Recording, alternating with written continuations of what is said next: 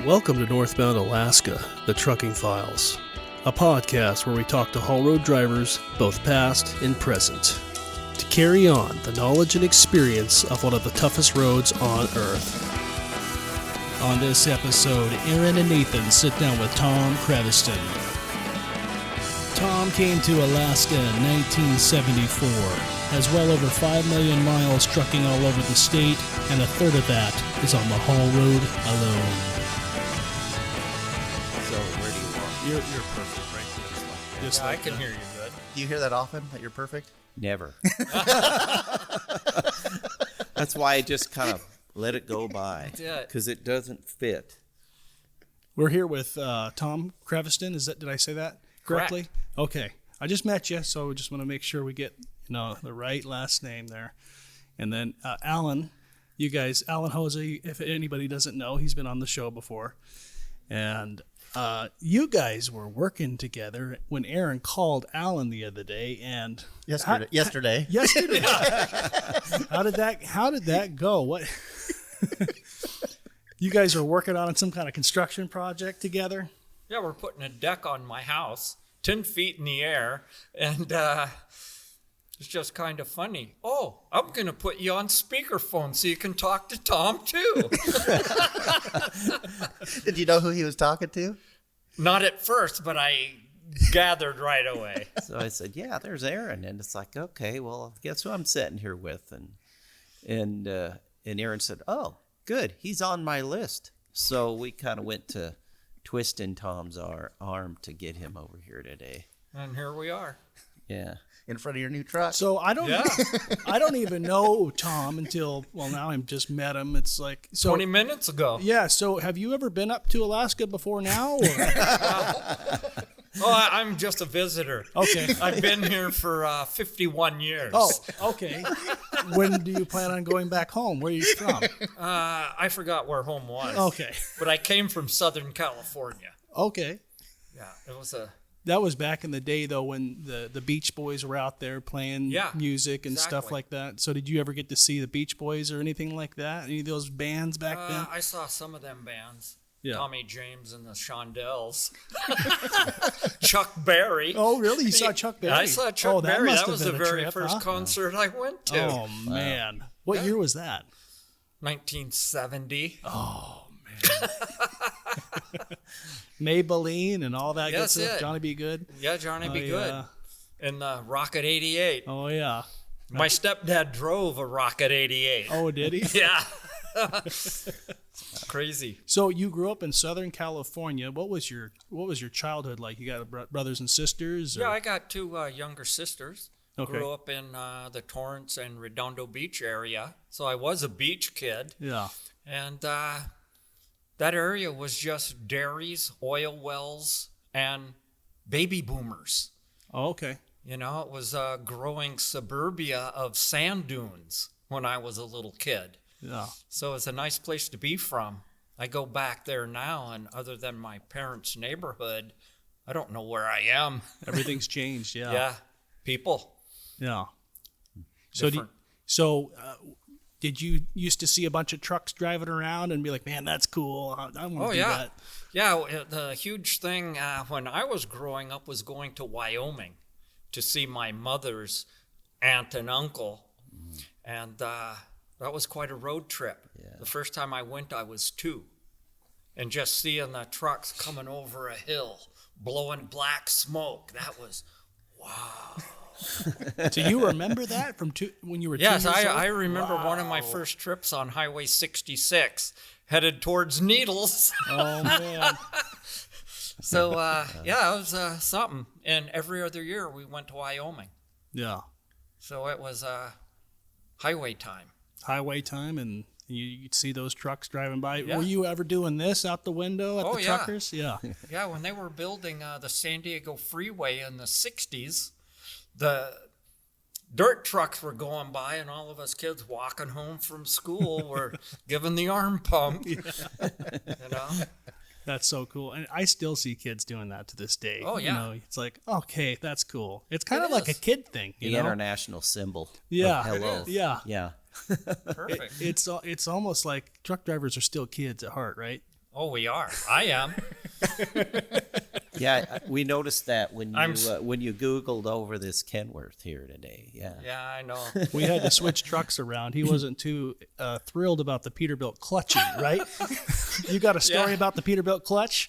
Yeah, it's I went outside. It was in the middle of the winter. I was working for Sager Trucking as the tire man in Delta, and there was a big slush spot of antifreeze in front of the shop, and I had gotten antifreeze on my shoe. So here I'm in this ice cold truck coming into the shop, and my foot slipped right off the front of the clutch pedal. Clutch pedal came up behind my calf. I couldn't get my foot out, and I reached down and hit the key right before I hit the wall. Oh, man. So you stopped it just before it hit. Just before it hit. There was about 6 inches. That's some quick reaction time there. Thank God. I wouldn't have been here. That'd have been the end of your career, right? Yeah, it would have caved in on me. It was that old Quonset hut down behind Sager's. That's funny. Yesterday, I was asking Nathan, I was like, Tom was from Delta. I was like, I wonder if he knew Sager Trucking or whatever, but you worked there, huh? Oh, yeah. I was a tire man in there in 1979. Wow. Yeah. Because I think my uncle bought a truck from them maybe about them maybe. Probably because it was shortly after my tire man time that they started auctioning stuff off after they had too many trucks run off the road hauling the Alaskan fuel. Yeah. Yeah, that's... Yeah. Which truck was that? I'm trying to remember. Maybe they didn't buy a truck. I can't remember. I just remember hearing about them guys all the time back then when I was a little kid. So I You got know, all these- Joe Gilbertson drove for them Really? Oh, no back in the day before he left them and started Big State in Fairbanks. And I knew Mervyn when he was just a high school kid, when I was a school bus driver. Wait, so you were a school bus driver too? Yeah. How was that? Did you ever slap any kids or anything like that, or no? No, I'd give them fire drills. You know, I drove the junior high school boys bus from Fort Greeley into town. And if those guys were just cutting up and being too crazy, I'd hit the FAA pull out there across where the FAA housing was and say, fire drill. Everybody out the back door. And it'd be 20, 30 below. And then I was on a snow machine trip with some school teacher friends about 20 years after that, and this guy goes, yeah, we had this asshole school bus driver, and he'd have these fire drills, and I never realized he was a kid that grew up in Delta and came back to be a teacher. Really? Crazy. Now he's probably using that. Yeah. Yeah, Things you learn, you know. that's it. Different times, though, you know. Yeah. Nowadays, you'd get in trouble if you pulled that stuff when it's cold. Yeah. Even though Endangerment or something crazy. Even though that's what we need. Yeah. We still need it. It was effective. It was. So they remembered. Yeah. So how did you end up coming from California to Alaska? What spurred that up? Well, I had just got my California Class 1 license. I went to Truckmaster School of Trucking. Really? I was... Was that a real thing, or you just yeah, it making really that up? was. Oh, okay. Yeah, it really was. It was one of the first truck schools in California. And I got this license, and nobody would hire me because I was only 18. And I had a crappy draft number. And somebody said something about Alaska, and I said, well, okay. So I went and told the recruiter, hey, I want to go to Alaska. He says, nobody asked to go to Alaska. And I'm thinking in my head, who in the hell asked to go to Vietnam? And 6 months later, I end up at Fort Greeley. 6 months? How did you get to Alaska? Well, I ended up being a military truck driver, and they sent me to Fort Greeley. Did you drive the Alcan, or? No, I flew. Okay. It was in the middle of January. Oh, okay. I got to Fort Greeley on January 17th, Oh. 1974. It was probably 40, 50 below, wasn't it? Yes. Yeah, there's a good welcome to Alaska. Yes, it was. Yeah. And everybody at Fort Wainwright, where I stayed overnight waiting for the town bus, said, "Oh, you're going to hate Fort Greeley." And man, it was the best duty a guy could have in the Army that wanted to be out of sight and out of mind and just drive trucks.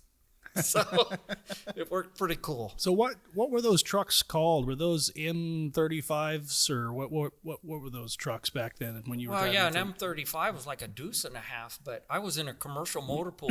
Okay. We had international fleet stars. Yeah. We had 3 of them. Actually, those came the following spring. We had old clunker 1800s with little V6 Detroits in them. But yeah, they were just a middleweight truck and pulled little loads around. Fort Richardson, Fort Wainwright, over to Clear Air Station, things like that. Did you ever spin out in one of those trucks? Yes.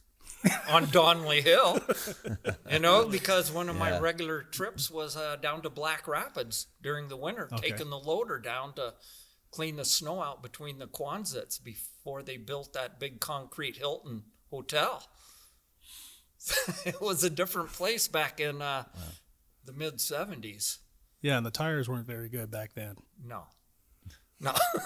So did you learn how to chain up on the hill, or did somebody show you at the yard? I learned all that on my own. Yeah. The School of Hard Knocks. Yeah. At least I didn't go backwards. Yeah.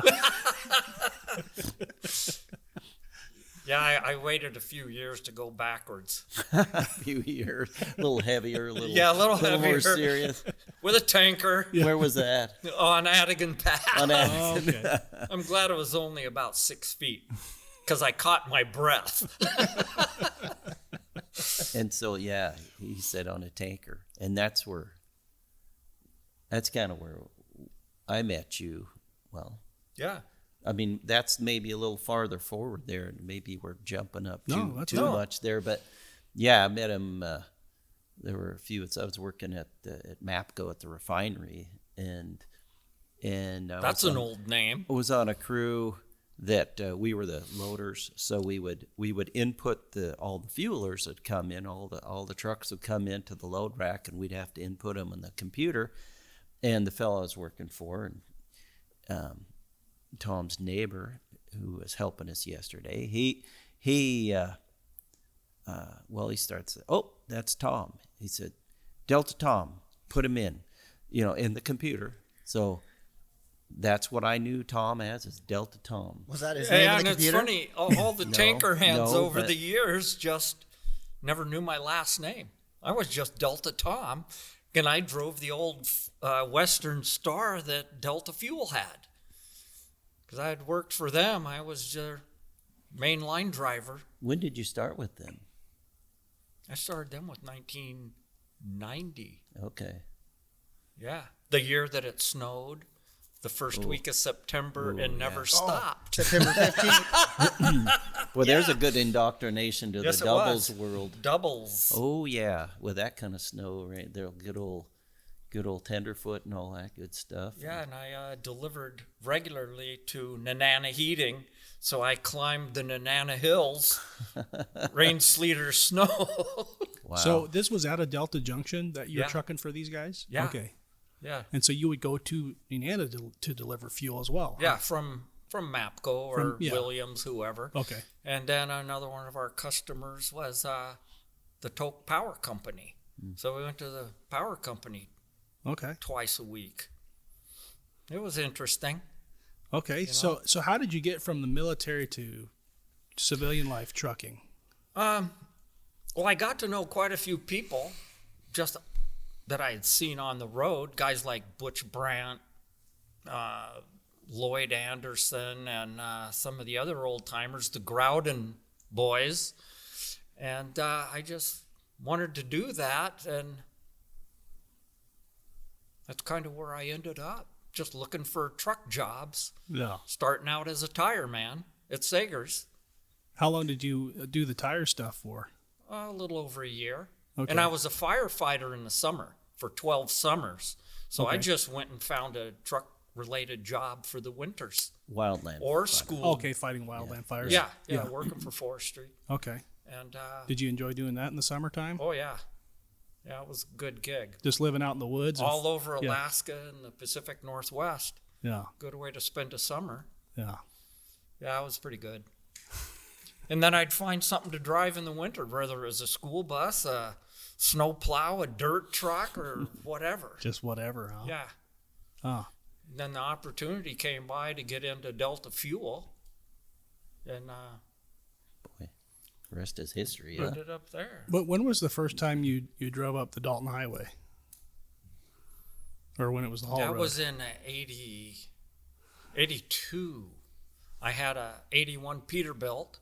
Me and a friend in where I grew up, we went partners on the truck. He needed a place to spend some money, and I said, I know how. and we got that truck, and I run north for Sager a little bit, and then Alaska West. And then I found Roy Gilbert's and Joe's brother in Delta and started hauling lumber and building materials into Delta during the boom days of the pipeline money. Wow. So how was that, those first few trips going up north? Were you excited? Were you like, oh? Well, I had to back down off a 3 Mile. Oh. One of my first trips, it's like, oh man, I should have downshifted 2 gears, not one. It was a learning experience. Yeah. And I'm glad I was in the military to learn winter driving before I started going north. Yeah. Because a lot of my military stuff was in and out of Isabel Pass, up to the glacier there, taking troops and equipment up there. So I learned some rough road to drive on in the winter. So that definitely helped when you went up the haul road. Yes. Yeah. Yeah. And the Rich Highway back in the 70s ain't like it is now, believe it or not. Did you guys have to used to go up? What's that hill? I can't think of it right now. Right by Pogo. Oh, Shaw Creek. Shaw Creek Bluff. Yeah. Did you guys? The original highway was still there, and you cross the bridge and right up the bluff. And that could be a touchy hill because the top would sometimes be icy because it got sun. It was a handful. And they used to have sand barrels along those, as well as Donnelly Hill, where you could sand it yourself when you spun out. Really? That's not a bad idea, huh? Yeah. And then they fixed all the glaciers. There used to be 2 glaciers that crossed Donnelly Hill. Yeah. So it definitely improved over the years. Not like it used to be, huh? No, not at all. That Shaw Creek, that's first place Dad chained up, I think, at 50 below when he didn't need to. But, that's a pretty steep off either side, whether you go over the side or straight backwards. That was quite a straight climb. If you're paying attention, intimidation can be a big driver. Yeah. Yeah. And even nowadays, just to look at it when you drive by, it's like, man, that is short and sweet. Did you ever get the shaky legs? I don't know. I scared the shit out of myself more than a few times. And when I retired a couple of years ago, my boys said, man, your guardian angels are happy. But I just spent a lot of years on the Rich Highway. Yeah. And then it turned into a civilian gig. Yeah. Hauling pipeline fuel or out of Valdez, Yeah. You had a pretty steady stint there running north with fuel. Oh, yeah. Well, in chemicals, Alaska West. Yeah, in chemicals I worked too, for them, I don't know, 8 years before I thought it was a good idea to try living in Seattle. You know what's funny? That you mentioned that. I remember I was at Alaska West when you got there, and I was pretty new there because, and I recall you showing up in the day you walked in the door, and these guys are like, who's that guy? Because you were looking for people with experience, and you're like, how did you kind of look, size people up, people size, how did you earn being here? And I just kind of chuckled. I'm like, that's Delta Tom. You know, that guy's got a lot of miles hauling fuel in this state in places that you would never go. You know? Yeah, like some of the Alaskan sites down through from Fairbanks down to Pax, and some of those are quite a trail getting up to that tower. Yeah. And I'd pull a set of doubles down towards Summit Lake and then go dump the lead trailer and come back and reload out of the pup to go to the other tower. And there was going up to McCullum Creek Tower. You have to cross a bridge with a 90-degree on each end, and your tires on the trailer are not quite on the bridge anymore. Yeah. When you're making that turn.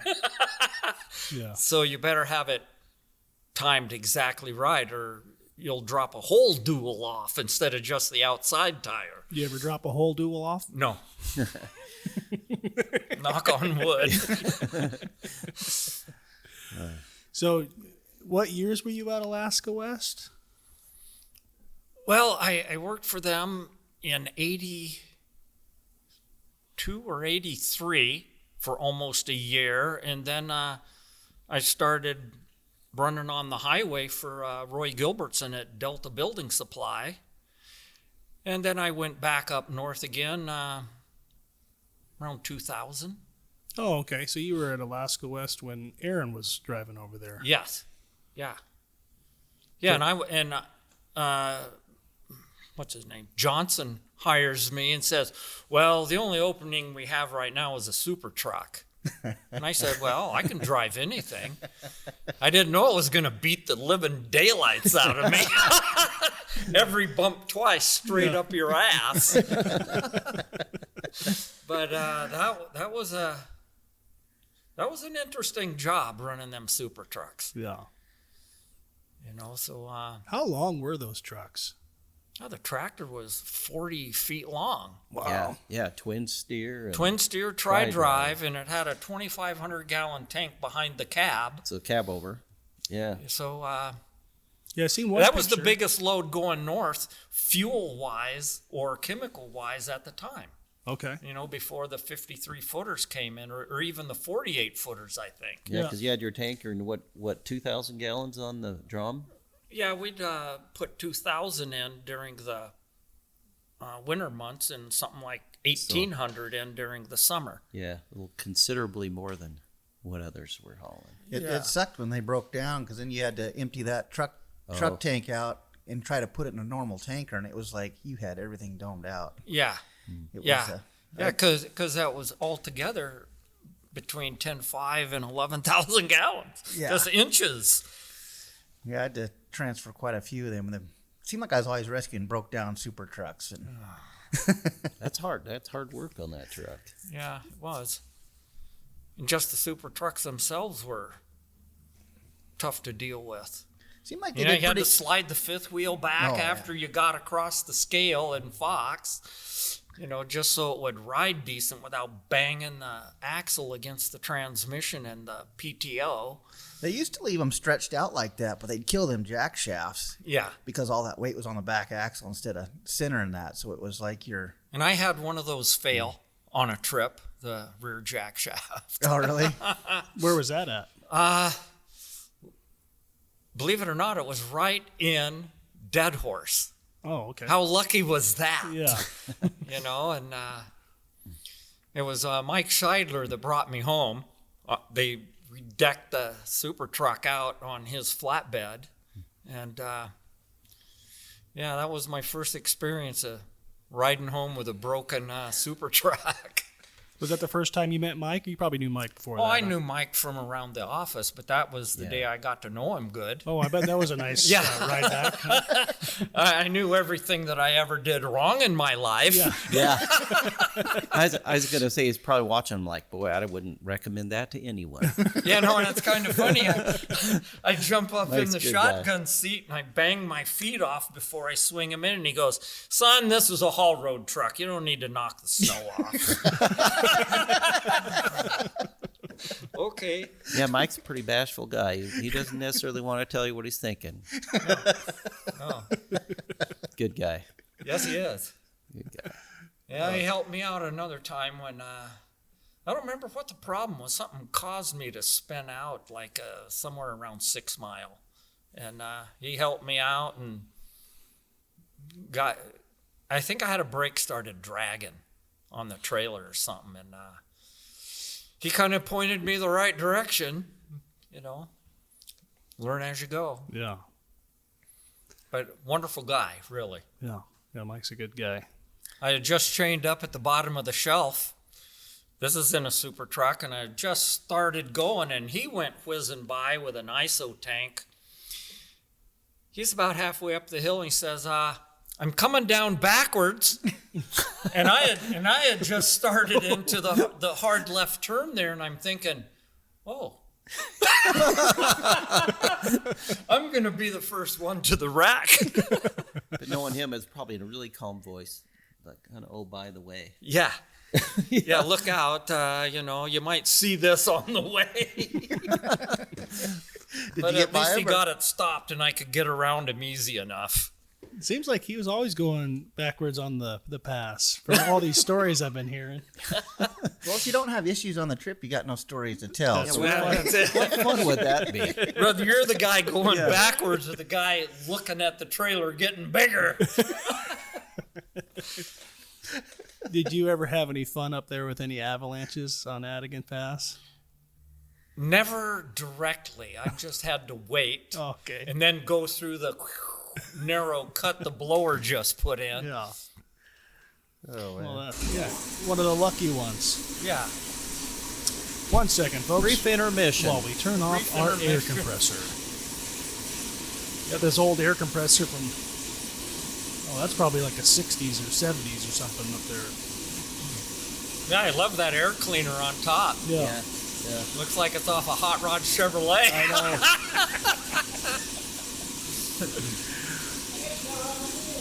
Well, might as well take a break if you got to use the bathroom.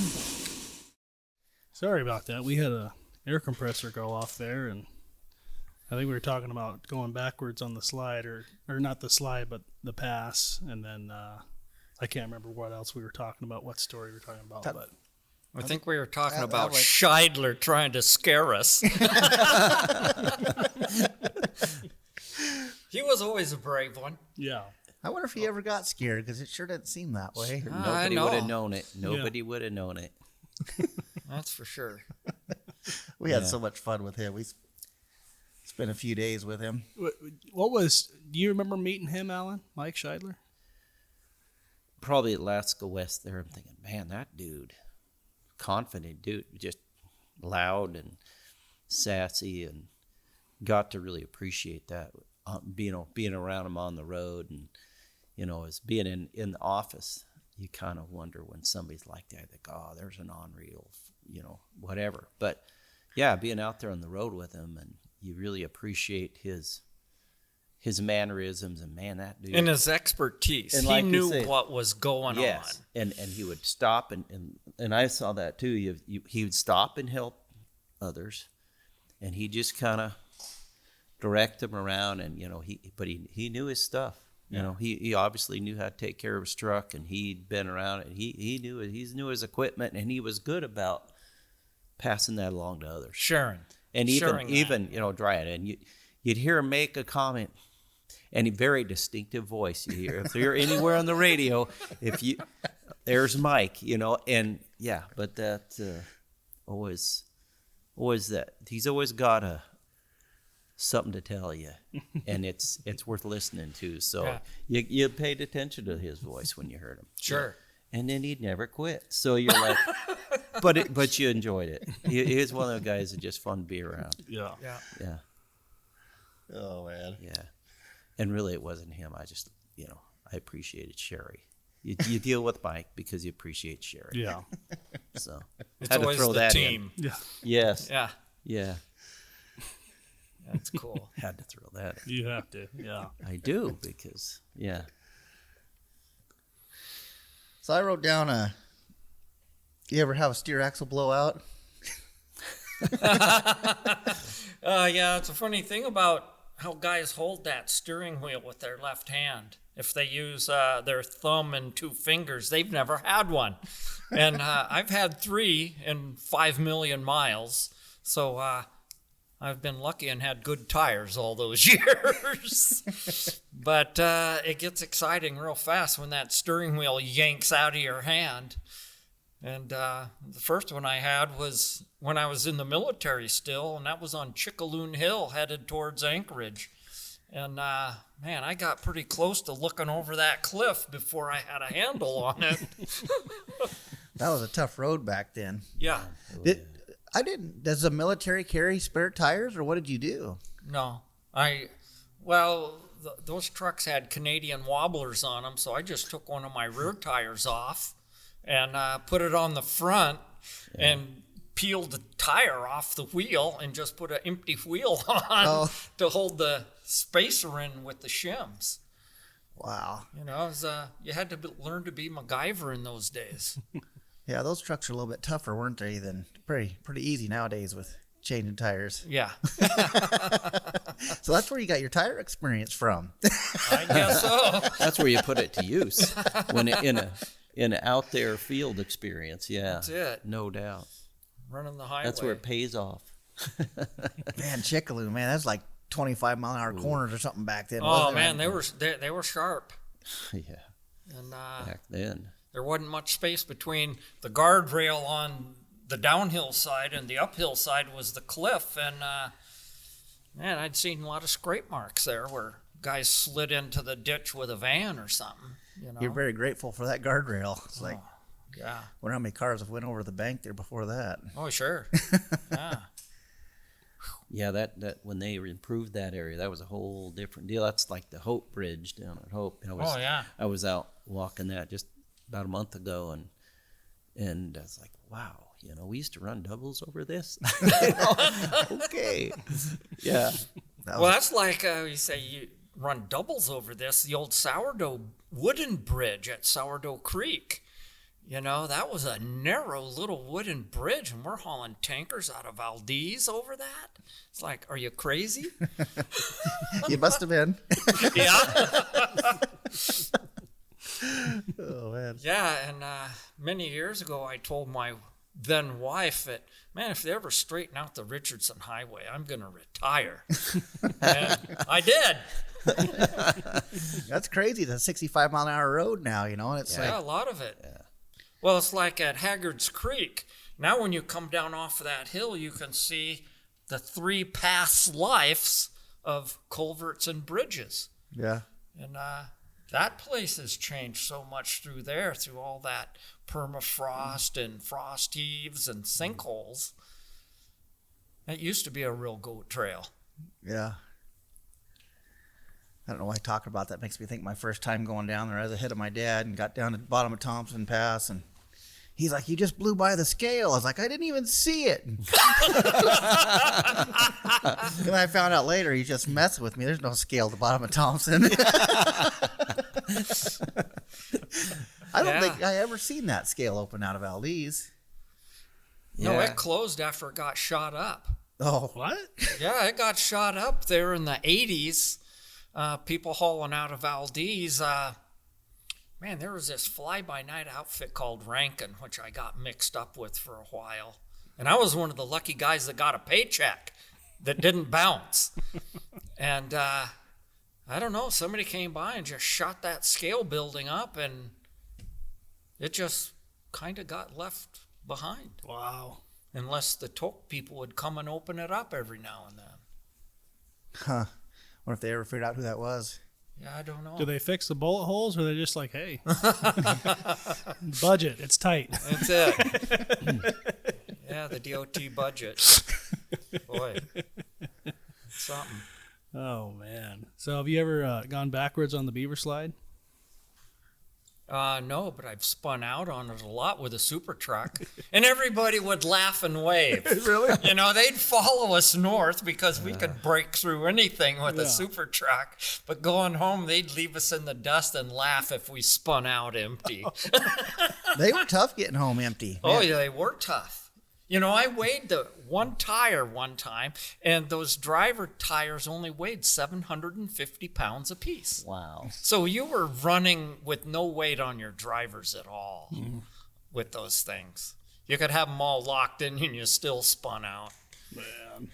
Yeah, I remember when I was in 110, and that tri-drive was amazing, but it's like that extra steer axle on that super truck made it really tough coming home. But it was funny driving a super truck. You get in them drifts and stuff. You never had a problem steering. You went wherever you wanted to go. No, the front axle broke it, and the second axle steered. Yeah. And people would love to follow you through a blow. Yep. Because we could just look down out of the windshield and see the edge of the road as well. It's a lot easier to see the road with a cab over than a traditional truck, right? Unfortunately, yeah. You got a real bird's eye view sometimes, and it's like, whoa, that's scary. Oh, man. Yeah, I always wished I could have been in the super truck just hauling the methanol. I was always doing the LTL when Inslee was gone. It was like, he always volunteered me. He's like, I don't want anybody else making my customers mad up here. It's like, can I make them mad? That's a lot of work with you. Because that truck, you'd put a 20-foot container on the truck, and then you pull a trailer too. There's a lot of freight. Well, yeah. It's or we had 2 drawn boxes, but it was a 16-foot drawn, but you could put a 20-foot container, and it's like, I think like Fred Pinson or Fred Austin, how many years he ran that, you know, and Todd and those guys that were out there running that Alaska shuttle up and down the line, you know, that's a lot of freight. That's a lot of freight you're dealing with. It was funny how popular drawn boxes were back then, and it's like, I wonder why that's kind of gone away. Didn't Linden have a lot of those too? Oh, yeah. Yeah. Well, that's because cab overs were the thing in those days to keep the overall length, you know, before Alaska started going beyond 60 foot. Extra cube. You know? You betcha. That's all money making space, especially with a LTL operation. Absolutely. Yeah. Yeah, and it's kind of interesting, too, knowing Bob Groudon. He lived there in Delta, and he was one of the original Linden drivers hauling out of Seattle, you know, wow. back in whatever year it was, 48 or 52 or... Is it early 50s? Yeah. Because the military had that road locked up for a long time, it seemed like. Yeah, but as soon as it went civilian, it was Linden and North American Van Lines were the original... commercial vehicles on it. Yeah. Yeah, he had some good stories. I bet. I can't imagine. And I'd seen home videos over the years. Oh, really? From that some of the early drivers had taken, and man, they were crazy. You know, trucks shoved off the road here, or cars all tangled up, and it's like, man, that was a tough road back in the 50s. A tough road, no communication. Well, and you look at it, and old drag tires. I mean, that's maintaining your equipment out there. Wasn't that kind of equipment?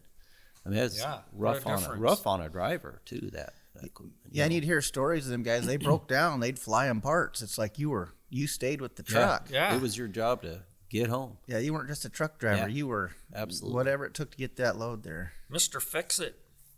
And genuine MacGyvers in those days. Absolutely. Yeah, put a 4x4 between the frame and the axle when you break a spring. Yep. I've heard them stories.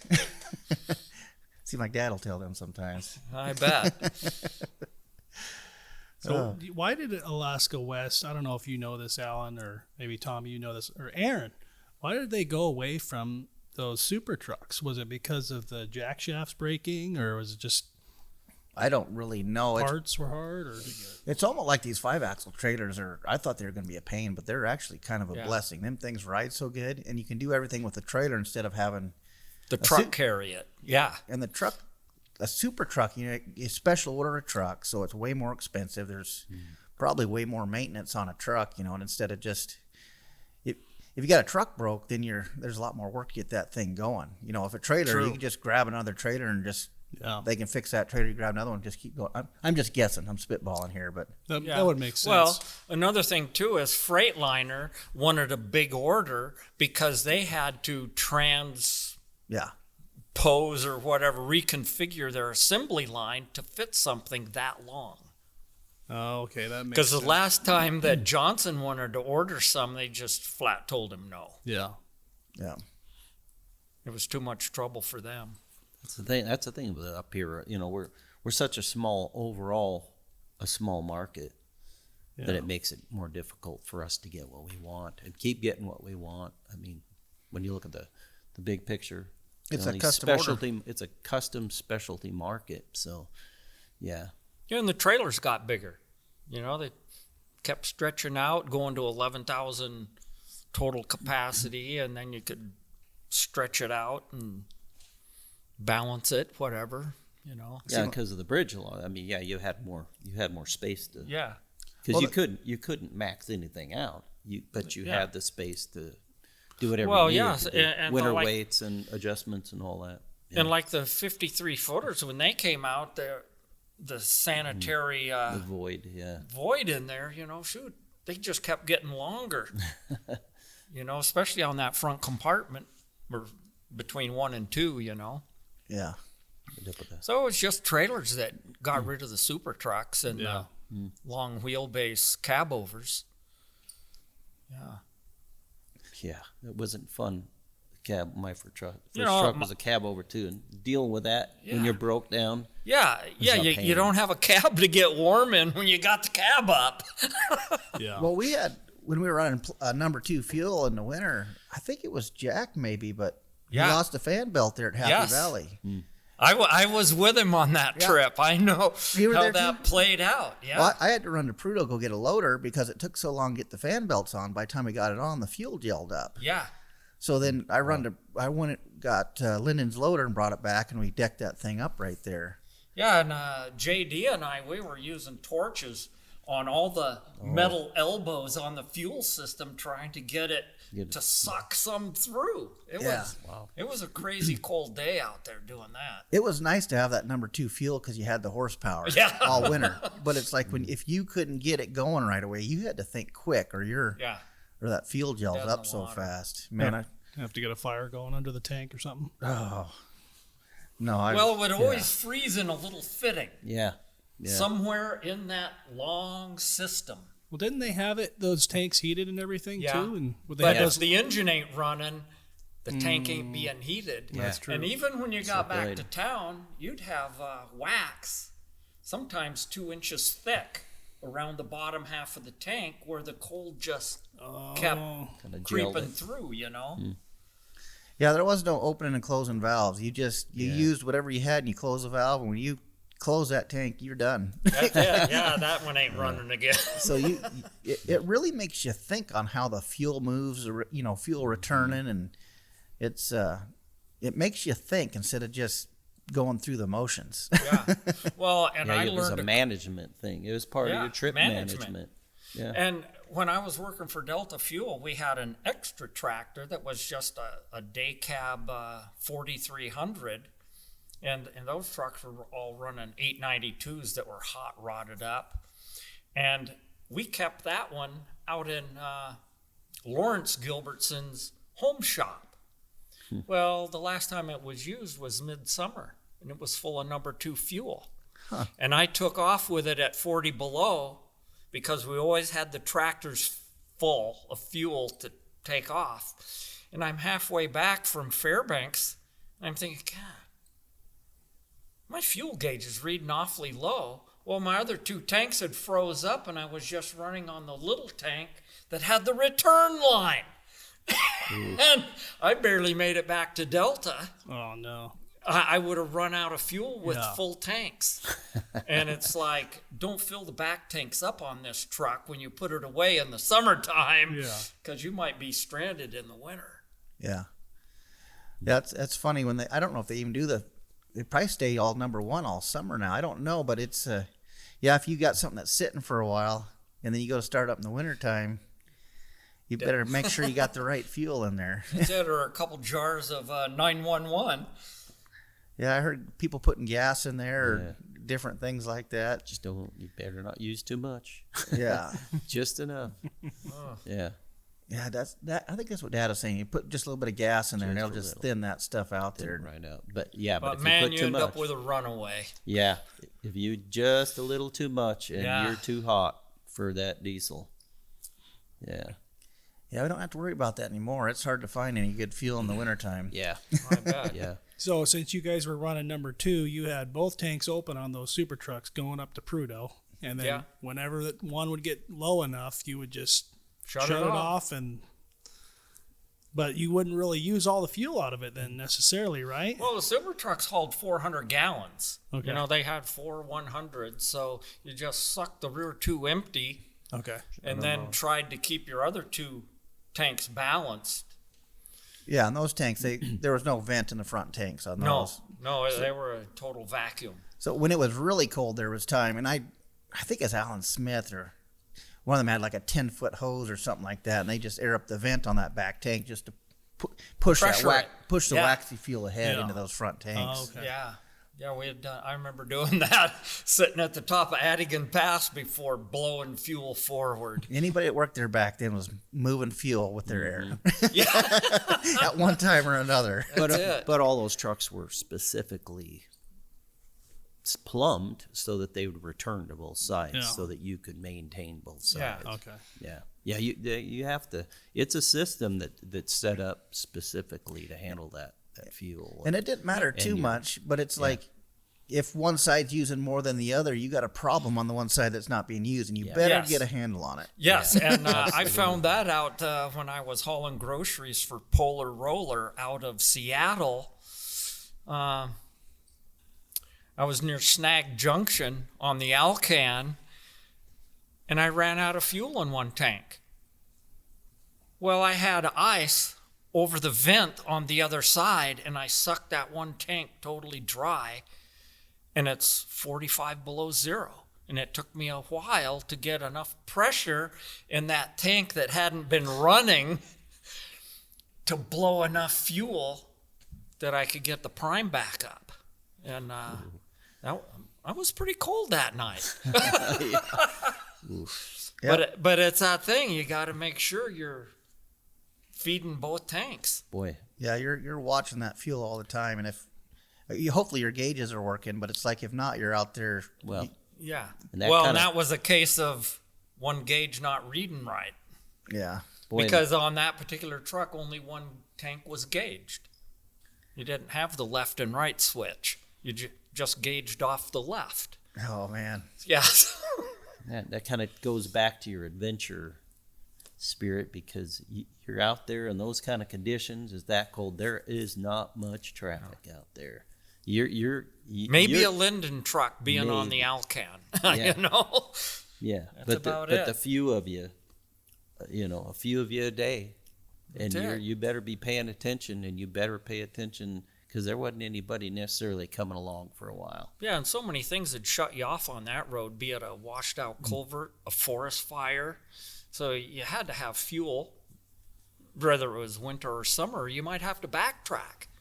It's a different road than it is nowadays. And now they got all these big sleepers. We got all this, like it's garage under your sleeper. You didn't have a whole lot of space to put things back then. You were efficient at what you carried, and a lot of people get a kick out of the ice road truckers thing, but you usually get 3 or 4 trucks stopped, and out come all the parts, extra pieces, fittings, and you come up with this Rube Goldberg-looking thing to hook this airline to this tank, and it goes like this, and then the shop says, "What were you thinking?"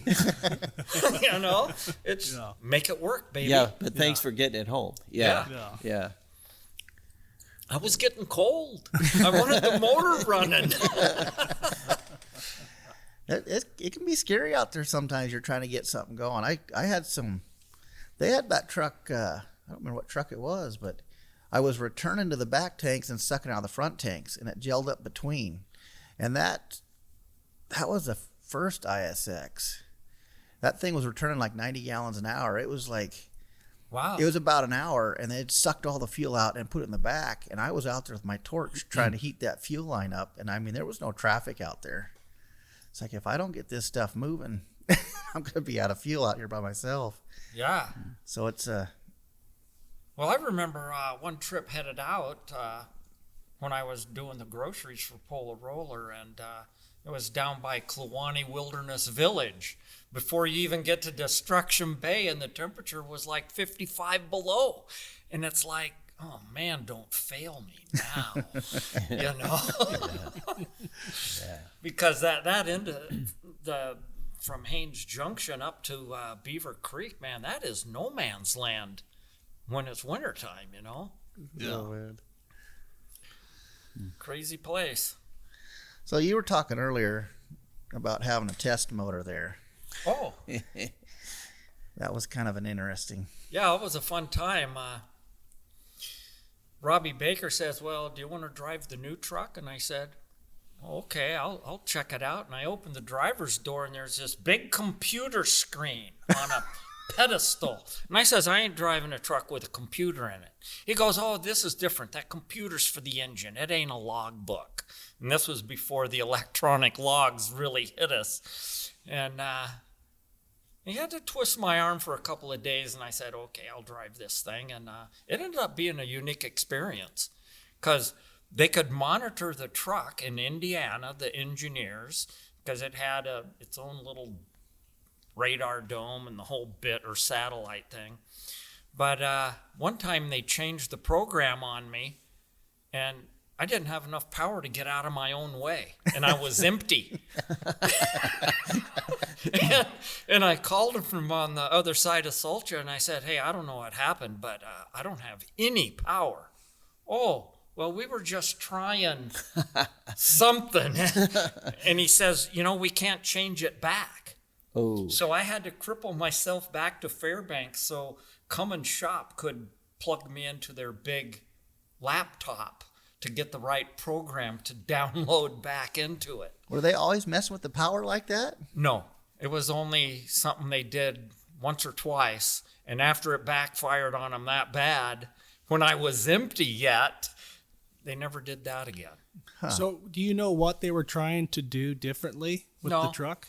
No, because they had a different aftertreatment system on the exhaust, and so they had more monitors and systems on that system. I had a big computer data recorder under the sleeper that kept all this crazy information, but there must have been 100 wires coming from the intake and the exhaust system into this big, huge bundle that they were just trying to get as much information for their next EPA standards. So were you running DEF in that? Or was that... Yes. Oh, you did have Yes. DEF? Huh. Yeah, so they never deleted it or anything, because it was still on the Cummins test program.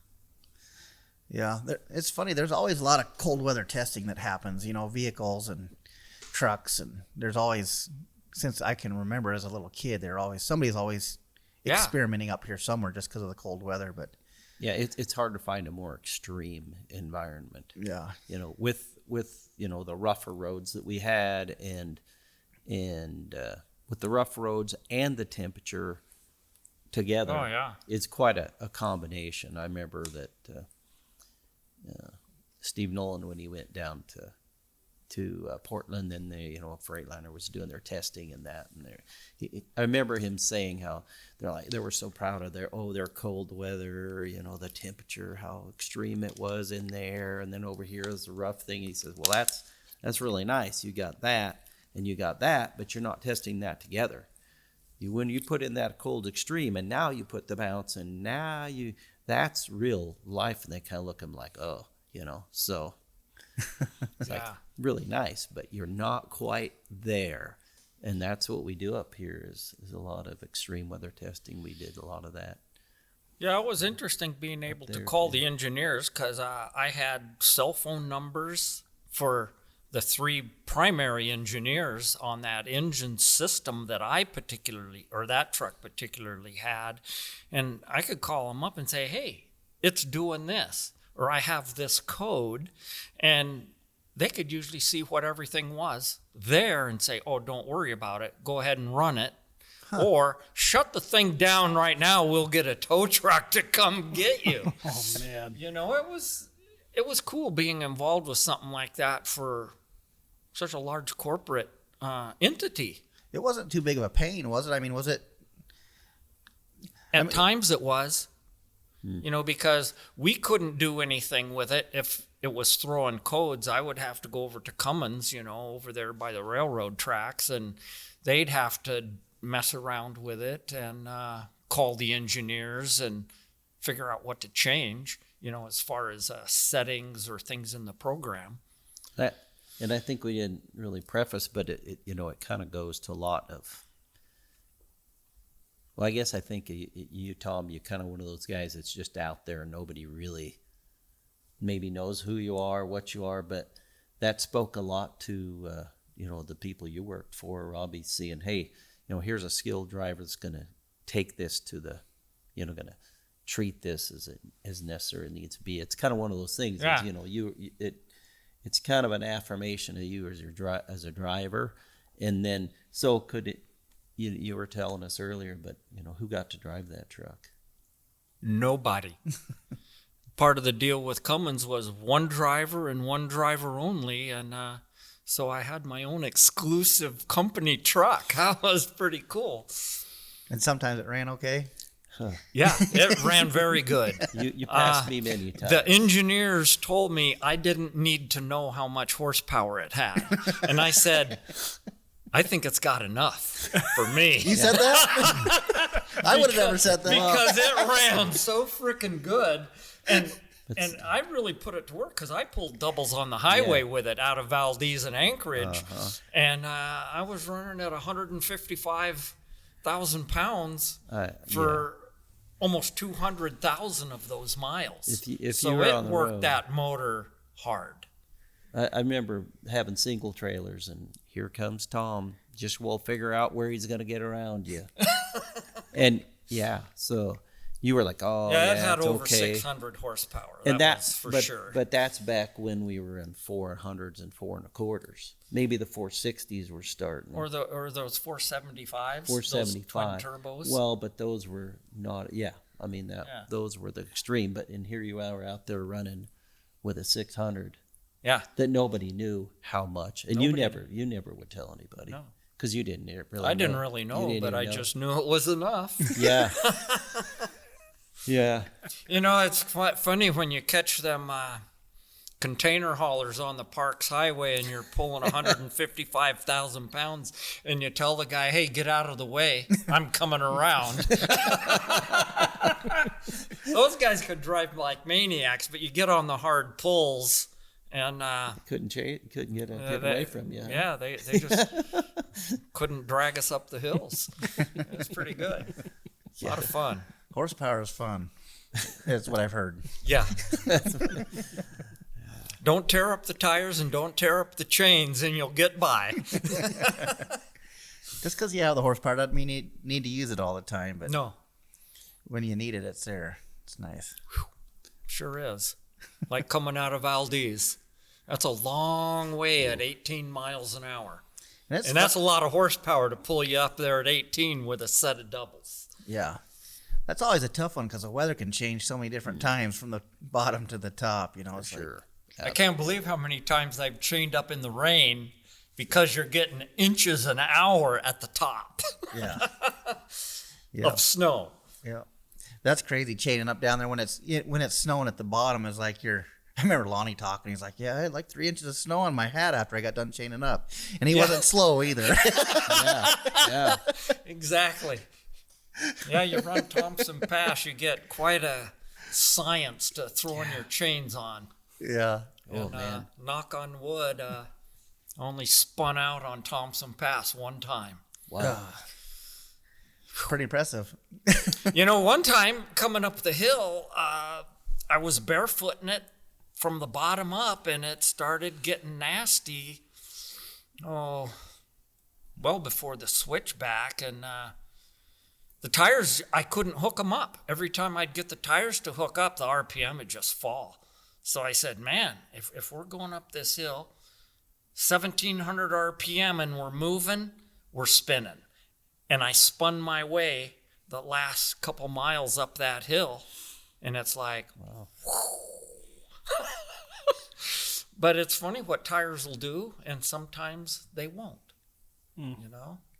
Yeah. And I've never spun out up there. I haven't either, but I've never driven a truck up there. So.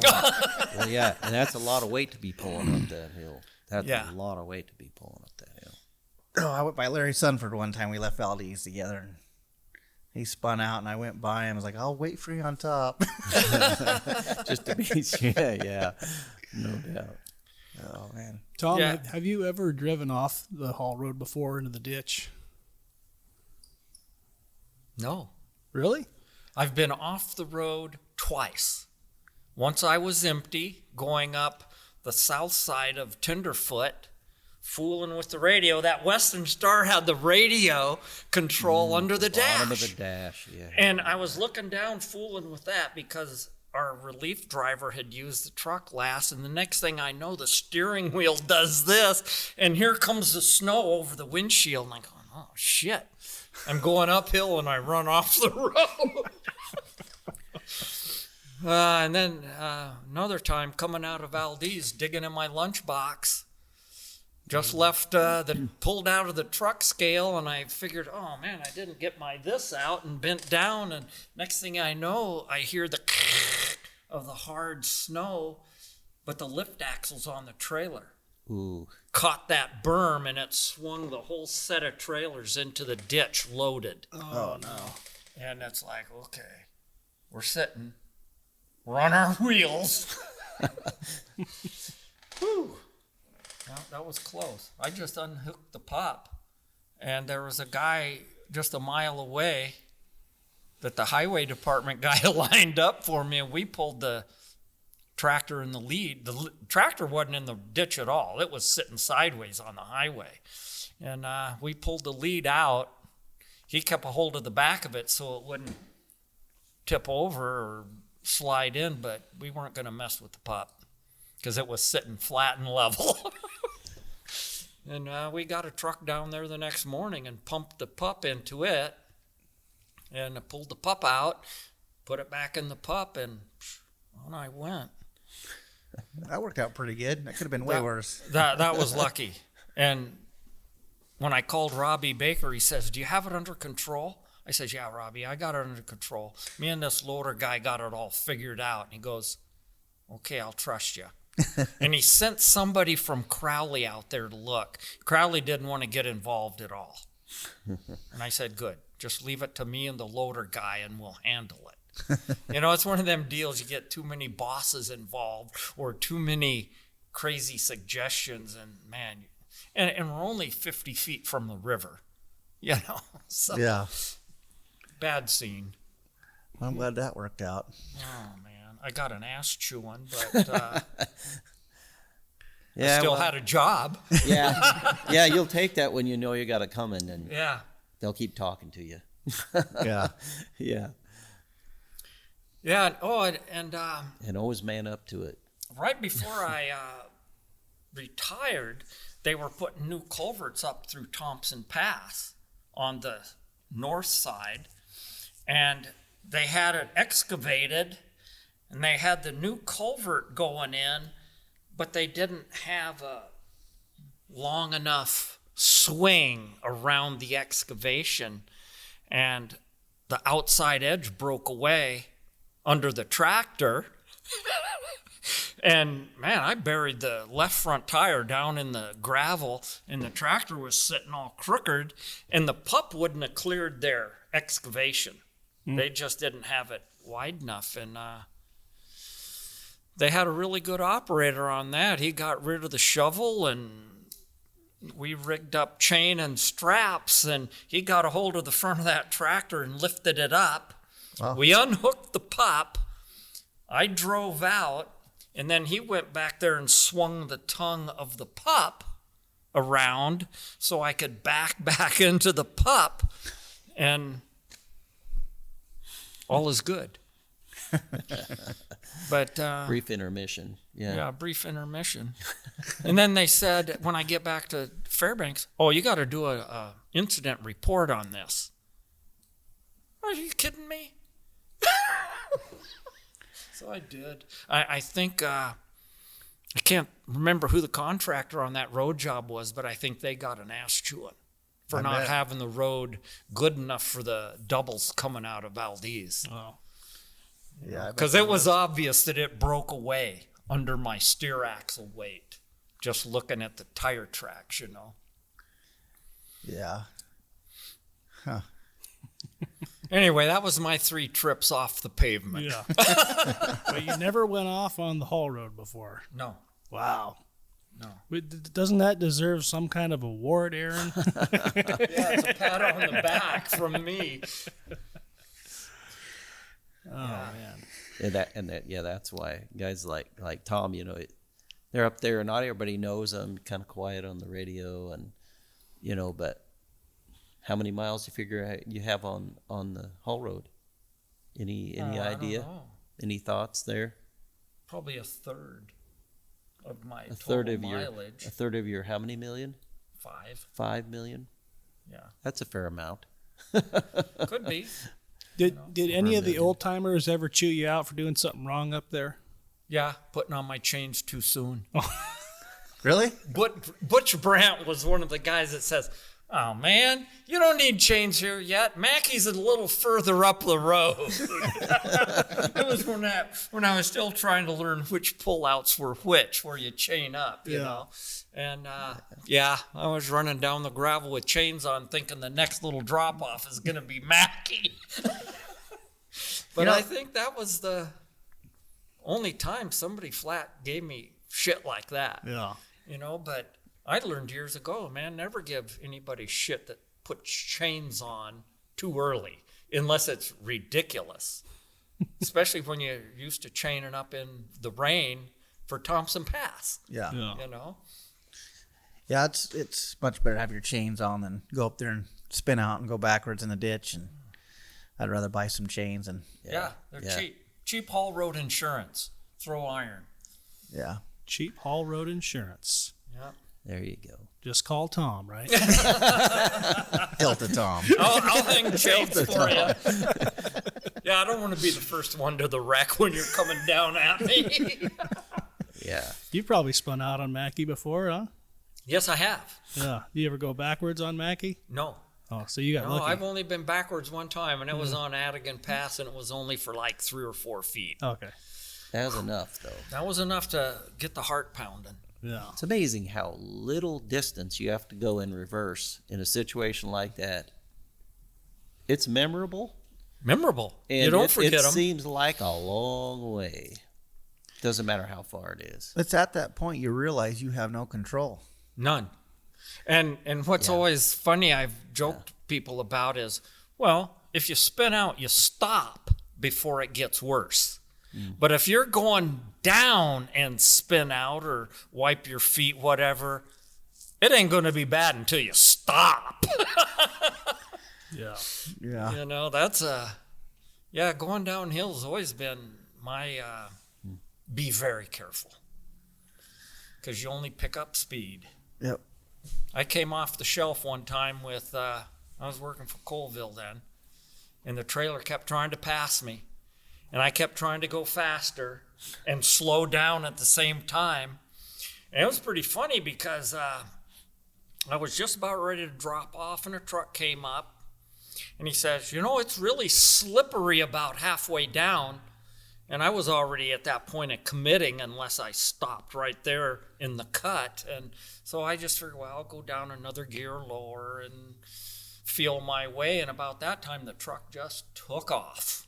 And I'm thinking, oh boy, here we go. Let's get that other gear back in here and try to keep the trailer behind me. And I missed the guardrail and I missed the ditch all the way down around the curve. Oh, man. And it was just pick up speed. Keep her straight. Keep it straight. That's the right thing to do. You know, it's like people try to lock it up and try and slow it down. That's when you wreck. Yeah. It's like, man, you got to keep everything straight and going down. Keep control. Yeah. Keep that enough. Yeah. And you're just trying to keep your tires to match the road speed is all you're doing. You know That's what? it. Keeping traction. If you lock the brakes up, you have no control. You're just None. going to go wherever you're going to go. So you're Even if you're in a minor trailing throttle skid, your tires are still turning. Yeah. Which is really huge. Yeah, whether you're going up the hill or you're going down the hill, you want your tires to match that road speed, because it's like that's the only time you have control. Well, it's even that way if you're trying to turn, if you're turning real sharp or whatever, it's like in your sliding, you got to come back a little bit, because at that point your tires kind of stop spinning. You're just sliding. So your tires have to be spinning and match that speed, so you got control. It's all about the control. Yeah. Well, and that reminds me of a situation when I was working for Delta Fuel, coming down Snake Canyon or Canyon Creek there just south of Birch Lake. I met the plow coming up, and his eyes were like this. And I'm thinking, what's going on? And I get into that curve at the bottom where you're down almost back to the river level, and here's an Army truck in the ditch, an Army truck parked behind it, and another one sitting in my lane, not moving. And I got a load of fuel, and I'm thinking, oh shit, hit the brake enough to hit the brake. Well, one trailer starts to pass my right, the other one starts to pass the left, and I grabbed the horn and stood on the throttle. Thank God nobody was coming in the northbound lane. That makes my heart beat real hard right now just thinking about it. And, man, I would have wiped all them guys out if I couldn't have gathered them trailers back up. And that's something about knowing that road, because that weather always changes right in there from the top down to the bottom. I don't know what it is about that. And part of it is the humidity off open ice. Yeah. Because a lot of places open up and throw that real wet fog, and it'll, depending on the dew point, I guess you'd call it, it freezes on the road. Yeah. Yeah, it's a touchy place. And like you said earlier, Shaw Creek Bluff, going up through there, because that was all twisty and turny till you get up to Tenderfoot Creek. Yeah. Yeah, different road in those days. When did they change that? When did they stop going up Shaw Creek Hill? It was during the pipeline. Okay. Pipeline construction days that I don't know what contractor had it, but they bypassed that then. That is, the pipeline did get a lot of the roads fixed. The Elliott was, and they didn't really get the Elliott fixed, but they were, Dad was talking about doing the maintenance for that started up there, but they were just trying to fix the old road. But I was had stories there yesterday about the old Elliott Highway and just all the different wrecks, and it was from intense. 28 Mile on. All them creeks that they didn't have the culverts and bridges. You went and made that 120-degree curve back at right in the cuts, Yep. That was different. Yeah, they just took a dozer out there and they just made a trail, whatever the grade was. It didn't matter how sharp it was. And you probably didn't want to meet anybody in those cuts. Oh, I wouldn't think. Oh. Well, that's the way the Alcan was. Yeah, the old original military road was. And I had taken my nephew out with me on one trip, and he says, well, why did they make this road so twisty? Well, they made it so the Japanese dive bombers couldn't come and strafe the military convoys. Oh, somebody else told me that once, he said. It's like, hey, what it was at the time was get the equipment to Alaska, Yeah. Quite an adventure. I just have something in my head. You were talking about you don't like, it's where you are the most kind of paying attention is coming off the hills. What is your kind of general, especially like up north there? What's your general overview when you're dropping off a hill? Well, are you making a call out? I don't know about a call out, but when I worked at Sager's and I was hauling hot oil, Ray Kelly, an old guy out of Glen Allen, he says, son, don't go any faster off of this hill than you care to jump out. And so and back in those days, it was Happy Man. That bank turn right at the top, you had to go fast enough your trailer wouldn't slide in the ditch. And once you got around that turn, then you didn't want to go too fast at all. And I saw a lot of trucks my first couple of years off the road at Happy Man before they bypassed it, you know. That's crazy days. So you're always kind of checking to see, make sure someone wasn't spun out and blocking the road before you dropped off these hills. I tried to. Yeah. Yeah. Kept an eye on the traffic, how much traffic is coming, or I haven't seen anybody in a long time. Where's the holdup, you know? Yeah. That's about it. You Just ever, be careful. You ever get any gut feelings out anywhere in Alaska driving, like something's going on? Oh, yeah. And then all of a sudden you see something? And I don't know if it's Alan, but something went wrong loading at MAPCO one time. And So it could have been they Alan. said, why are you being so calm? Because it ended up being a holdup for a half hour. I don't know if it was their system, my system, or what. But there was a head-on on the way to Nenana. And I said, and it was like, wow, is that what kept me from being involved in that, was the holdup at MAPCO that morning? You know, there's always a reason you ain't where you shouldn't be. Yep. We hope. You know, so it's... So during that time, were you irritated about the holdup, about the half-hour holdup, or were you like, come on, I got to get going? I don't think so. He's just mellow. I'm pretty mellow about that. Chill. Because you have problems with your Scully.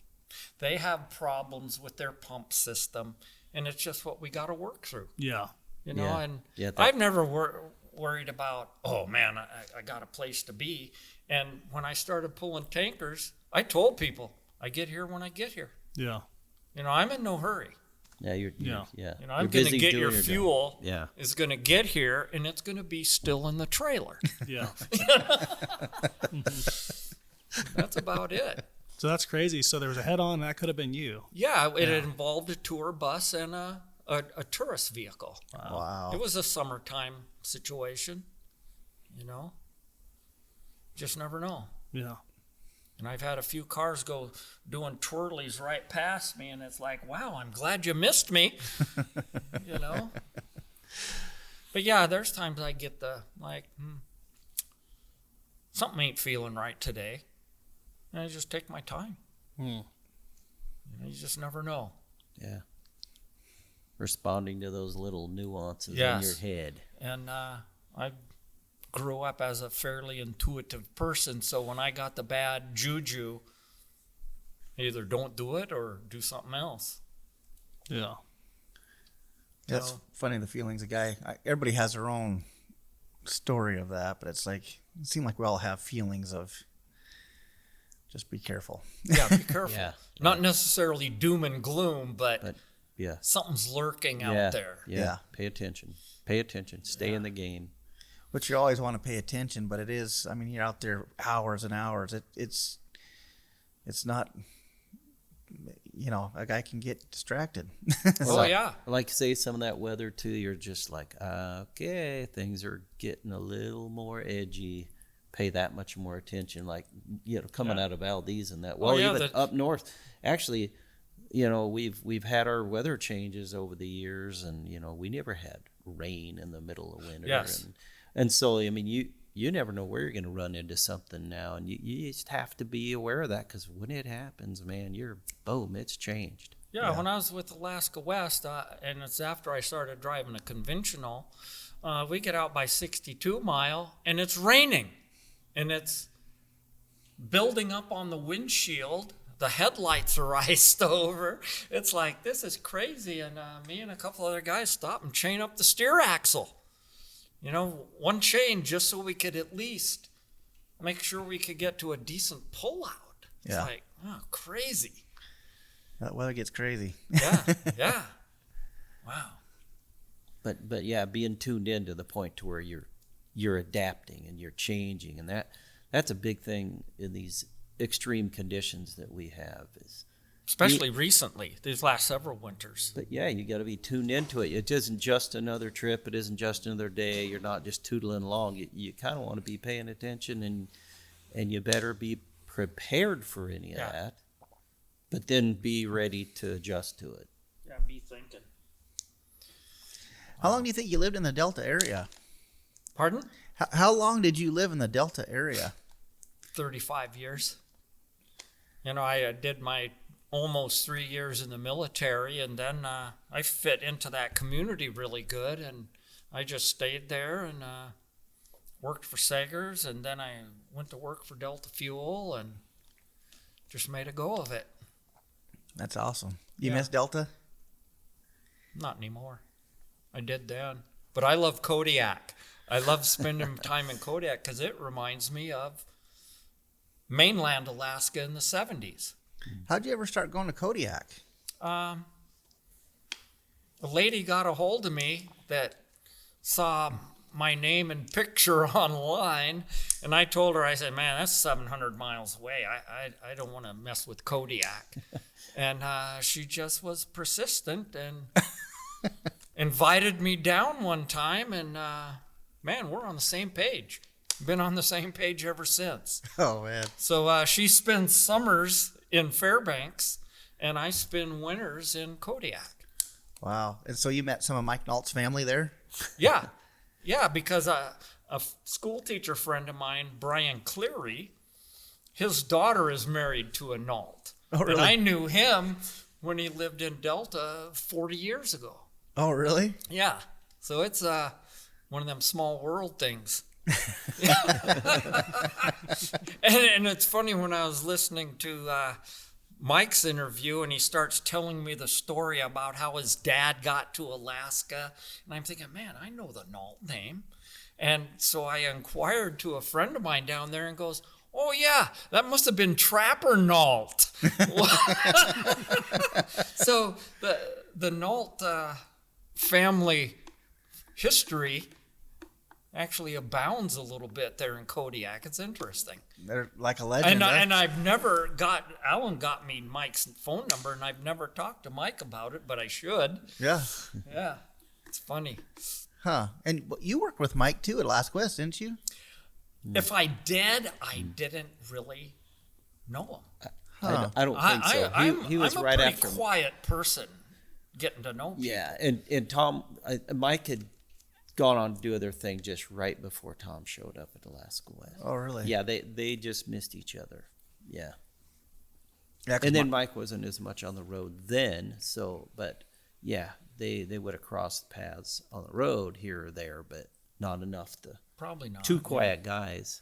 They got to run into each other practically to. Yeah, because there's a lot end of up people somewhere at the same time, you know. Yeah, a lot of people that us quiet guys only know from here up because that's all we see go by.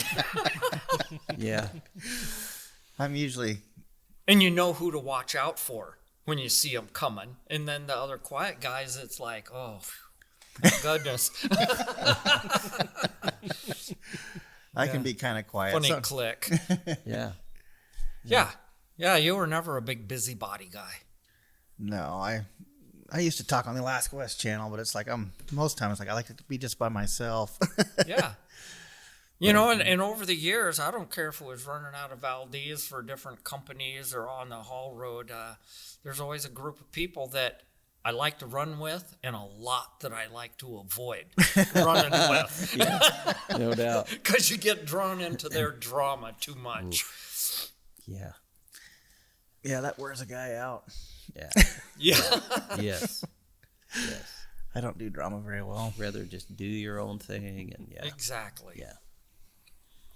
But yeah, you get those kindred spirits though occasionally, and it's real camaraderie then when you're able to go together. Yeah. You know, then you're tracking with a friend, and it's good.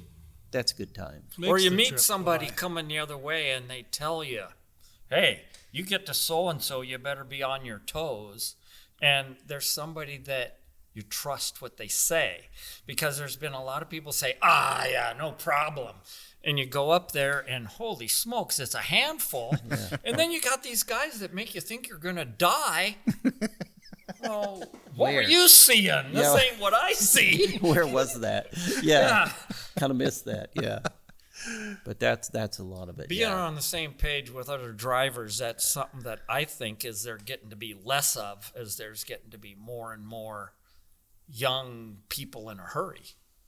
You know, maybe not necessarily with the haul road, but I know down in the States, it's nuts. It does seem like that way all over, and it's kind of a know-it-all thing too. And it's like when you can't help somebody. It's like I still feel like I'm the new guy, you know, and it's like Me too. Yeah, and I think in some ways you almost have to feel that way. It's like you're just, once you don't feel like the new guy and you have it all figured out, it's like, man, that is a slippery slope. Yeah. You know, I had mentioned to Alan before, I always felt like I was a want-to-be because I knew the old hands back in the 70s, and it's like, I want to be like them, but it ain't the same place anymore. Yeah. And like you say, you're always learning something. There's a new situation every trip. Yeah. It's not boring. Yeah. And when you let it get boring is when you become complacent. Yeah. You know, that's the crazy part. It's all in the head. You get your mind in the right frame of mind, you can do anything. I mean, you hear that your whole life, but it's like those guys that they're scaring you. You know, it's like the world's coming to an end up there. Don't go up there. It's like they're messed up in their mind. Sometimes they're screwed up before they ever get there. Yeah.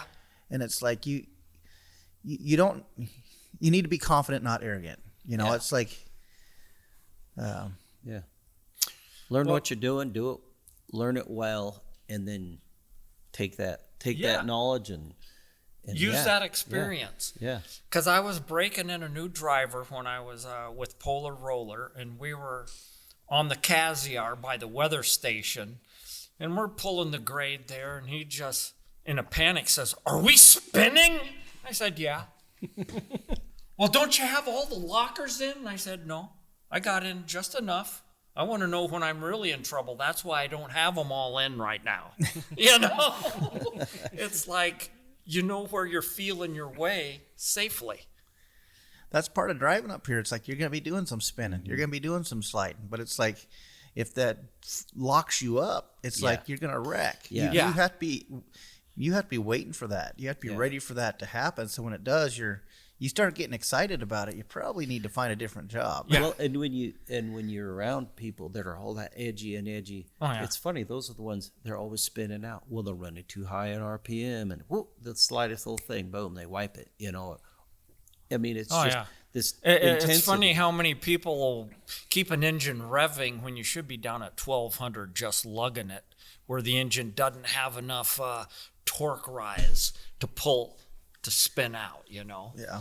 Things like that. Yeah. A lot of that stuff's experience, but I've seen so many guys that are, you know, wondering about 2.5 mile or Mackie, or they're talking about it for 2 hours, and it's like they've already spun out. Yeah. In their Right here. mind, they've spun out, and it's like if you're that worried about that hill, just you stop. better chain up, because you've spun out 2 hours ago before you ever got there in your mind. So why deal with it? Just pull off, put your chains on, go up over the hill, and off on your way. Yeah. No If you're not deal. big of a fear, if you're paranoid about it, then you may mess up because now you're focusing on it.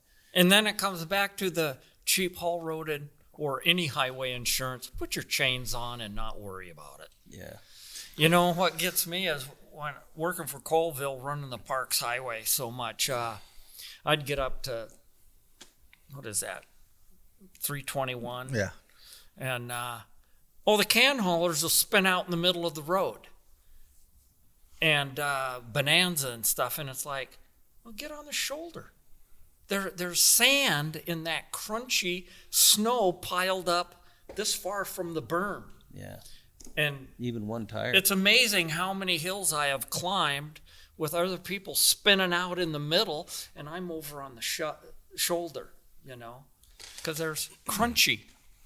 Go for crunchy Cheetos. So Tom, are you the type of guy that'll sometimes roll the dice on one of these hills if it's iffy? An educated guess I'll take.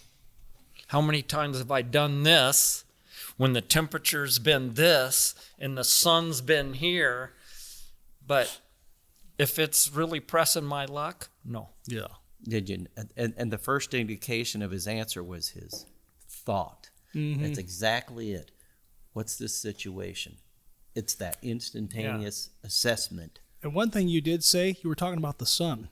Yeah. You're talking the springtime. That's going to change a lot of these south-facing hills. That's right. And in the springtime is when people aren't used to the sun hitting this curve or this slope for 2 hours instead of 20 minutes.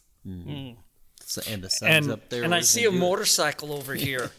There's a book out called Proficient Motorcycling by David L. Hoff in Seattle.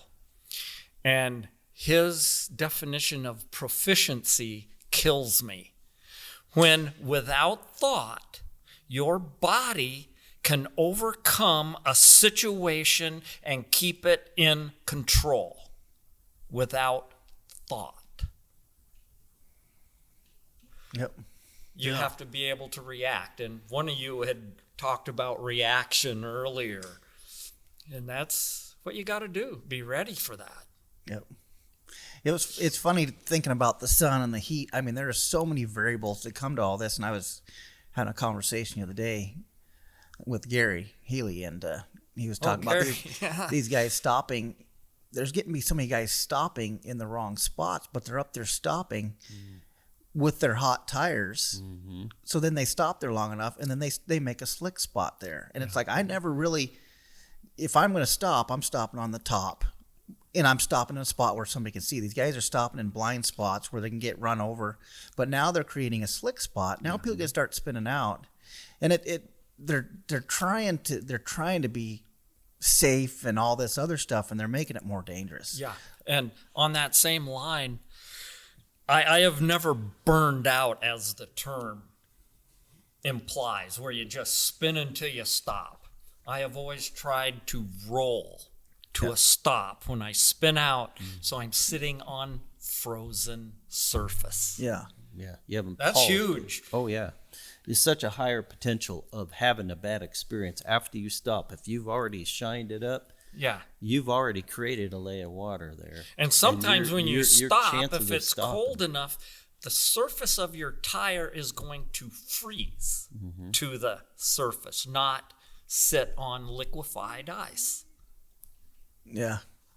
Yeah, it's funny, some of the things I was thinking about the other day, too, is guys, especially you're in a bunch of snow or you got a set of doubles or something, I guess it doesn't really matter, but when you go to stop, some guys just set their brakes and they stop. Well, even if you have air to your trailer, I mean, that snow can freeze them brakes. So it's everything just stopping. You know, these guys stopping on the hills, they got to stop that. They got to just let it keep rolling, because that's cooling your tire off, but you're not leaving a slick spot there. Yeah. And when you stop in a pullout when there's a bunch of snow, first thing you got to make sure your brakes are dry before you come in there. And then when you come in there, you sit for 5-10 minutes, and then you roll ahead and just you roll ahead 3 or 4 times. That way you're not beating brakes the next morning. But everybody just stopping, you can't just stop. Oh yeah, and then pulling doubles, especially if you're empty and your tires are warm and you sit in this pullout. Well, all your tires make a little pocket. And then you got to chain up just to get your tires up out of their little pocket. Yeah, your tires are creating heat. You're trying to cool that down before you stop, so you don't melt into a hole or make. I guess we've never really talked about. We talked about this a little bit, and you've been telling me. I'm trying to remember the saying. Somebody told you the saying: if they're white, you'll be all right. If your tires are running white, right? Yeah. Yeah. So if you're running down the road and your tires are black, that means if the snow can't stick to your tires can't stick to the snow. Yeah. Well, see, that's interesting, too, because one of the people I pulled out of Valdez with for a long time, Brian King, we would talk about, what color are my tire tracks? Are they white? Are they gray? Are they black? And it's the same thing. If you can't see your drivers, I hate quarter fenders. Because if I can't see my drivers, I don't know what my traction is. Yeah, yeah. And it's the same thing. What color is the pavement that my tires are leaving? Yeah. And we would tell each other, he was one of them people on the same page as me, as far as driving goes, that this is good or this is bad. And there was times he'd get over like Tonsina over there. You just stop and put 2 sets on. There's no ones when you're pulling them sets like that. Yeah. just put 2 sets on, because if you get stopped, you ain't gonna get going. You're probably not going to get going again with that kind of weight. Yeah. Well, one time I had chained up for Tenderfoot, headed to Delta loaded, and I always chain up the front driver, and I made it 3/4 of the way up the hill, and I started tearing the cake off the road. Mm-hmm. Oh man, here goes all the chunks of ice, and then the rear drivers start wanting to hop and spin on the big chunks I'm breaking, and I barely made it to the top that day. But I would have spun out with one set on, just tearing the cake off the road. Yeah. You know, it's just funny. And it had been after a real cold spell. So the temperature of the road and the ice was probably different. So it let it break away. Yeah. You know? There's a lot to it. I feel like them cartoons where they say truck drivers are dumb, and maybe they are, but it's like up here there's all these calculations going in your head. The sun and the temperature and the road and the road temperature, and there's a lot of different when you really know what you're doing. There's a lot of calculations that go into that constantly. Yeah, whether you're thinking about it or not. You know? You're watching your digital thermometer. You're watching your aircraft thermometer and lifting my butt off the seat so I don't spin, you know? That kind of helps, doesn't it, Tom? Yes, it does.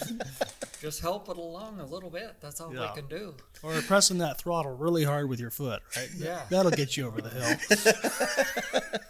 But you better do it with finesse. It's failed me a few times, but... No, that makes you think of them old guys talking about using that throttle like there's an egg underneath of it. Yeah. Oh, yeah. So it's like, even if you're pressing it hard, you're still gentle, and it's like you're really playing with that throttle going up the hill. And the same thing going down is using your toes off the throttle, and it's just enough to keep the tires gripping and not go into a trailing throttle skid. Yeah. It's funny playing the throttle. The finesse of, Yeah. Yeah. You know, I told that to a lot of young people, drivers in cars as well, and they say, yeah, using your toes, hey, whatever changes that pressure just enough. Well, that's the same, shifting too. It's like, you guys that grab it, like, no, open-handed, just feel, fingers back, just that little, if you got your hand and you're forcing it, you don't know what your equipment's doing. Yeah. That finesse. Yeah. Funny. Yeah, and when I was in the military, I already knew how to drive a 10-speed Road Ranger, and we'd get these guys higher ranking than me that only drove deuce and a halves and stuff, and they couldn't drive an Eaton transmission for a Road Ranger, and it was hilarious. I'm just a little buck private guy, and I'm teaching these guys how to just shift a modern transmission, Yeah. It's kind of funny, but yeah, it takes finesse to drive modern. Yep. That's it, finesse. That makes me think when I first started driving, my right calf would lock up all the time, and it's like, and I didn't even know I was doing it. But it's like you're going up the hill, you're trying to push that throttle through the floor, and it's not how much effort, and you don't realize the power that you have underneath you, the control of that. It's like you just, when you can just sit back and relax, and when you get that figured out, it's like you become one with that truck, and it's like, and I've been struggling here lately. That green truck of mine, we were one. We could do a lot. It's amazing how different trucks. Yes, some trucks fit you like a glove. Yeah, and I've got sister trucks, and it's like, it seemed like even sister trucks can be built on the assembly line together, and they can be just a little bit different. So it's like when you may be able to jump into a truck and just make it happen, but it takes time. It's like good wine, I guess, which I don't drink wine, but it's any good relationship, learning it. The little intricacies can be a big deal, especially when things get kind of tense and just on borderline. You better kind of have an idea where you're at. Yeah, and it was like, or you fail towards caution. Just because you're just not sure, and that's a lot of people that they'll grab in something different or new, or a different kind of load you'd never pulled, or and they just it's no big deal. Those are people who get in trouble because you have to adjust to whatever you are. And then people like me overthink it because, oh man, I've never loaded this before. Yeah. Oh man. I was kind of pestering about that yesterday. Yeah. It's like, tanker guy, you can't. Let me get that ratchet straps to pull the rails together, and he's a tanker guy. He don't know how to load anything. Yeah, we're strapping down some lumber and a pickup there too. It's like tanker guys, yeah. Man, that's just so funny because I'm thinking about you being an arm twister, and it's making me think of. I mean, it's awesome that how it all worked out yesterday, and it makes me think of that question Nathan asked you in your interview about you ever beating anybody up or whatever. I'm starting to think you're Alan the Enforcer. I don't know about that.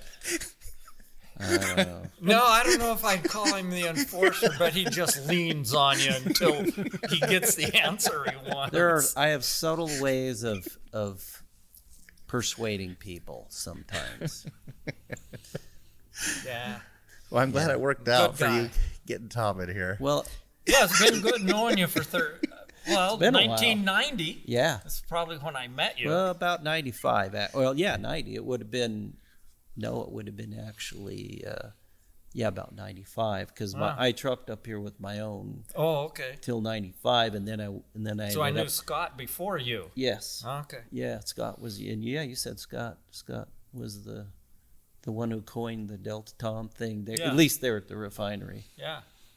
Well, and it stuck because all the tanker hands Everybody in the whole knew. state just started calling me Delta Tom. Well, we all were there at the load rack, everybody in and out of that load rack all the time. I'd forgot about that till today and calling Delta Tom. I was like, yeah, everybody knew Delta Tom. Yeah. Well, and what's funny too, those couple of years I lived in Seattle, I had to go get my certificate card and Gape swiper at all the fuel terminals. And the guy handing out cards one day says, Tom Creviston, aren't you Delta Tom? and Wayne Hegg, he was a driver for Alaska Petroleum. Oh, wow. And he was the guy that hired Bob Tolman. No kidding. Yeah. Oh, and wow. here he looked at my picture and knew it was Delta Tom. So my name even preceded me to the Pacific Northwest. That's crazy. It is. It's a small world, really. Yeah. Sound like the name of the episode. Delta Tom. Delta Tom. Oh, man. Sometimes you can't get away from your nickname. They just follow you. At least it's a good one. I was going to say, at least it isn't one that you cringe when you hear it. Yeah. I've had a few different nicknames, but that's all good. Yeah, even when you were younger, they had that nickname for you. Yeah, that one, yeah. Oh, that one. Just because he ran so fast. Yeah, they called me Flash File in grade school. Oh.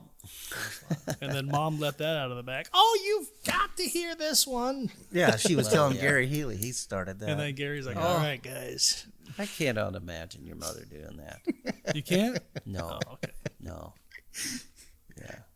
You We had a can't good imagine it because introduction. you've seen her do that. We had a good introduction of each other, and I'll just keep that. She can appreciate that, so can I. But it was like, it was kind of back in that line of you and I talking today. Well, I never really felt like a truck driver. Yeah. And it was the same kind of thing. Yeah. She made a comment about truck drivers, and yeah, of course, your dad is so bashful that he had to say it, and then we kind of confronted that when she's there, like, oh gosh, okay, sorry. Yeah, and I what's still really don't let her funny, live not that being out. a trucker, I could back up a set of doubles when I was 10 with wagons. There you go. I had my sister's wagon tied to the back of mine, and I could make that back wagon go where I wanted it to.